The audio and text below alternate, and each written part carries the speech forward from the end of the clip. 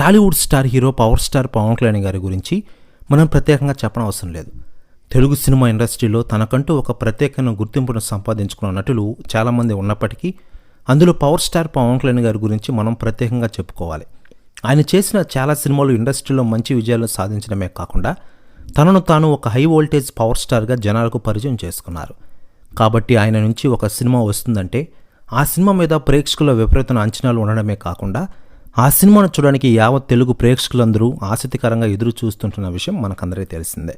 ఇక ఇదిలా ఉండగా సెప్టెంబర్ 2వ తేదీ అంటే వెంటనే గుర్తొచ్చేది పవన్ కళ్యాణ్ గారి పుట్టినరోజు.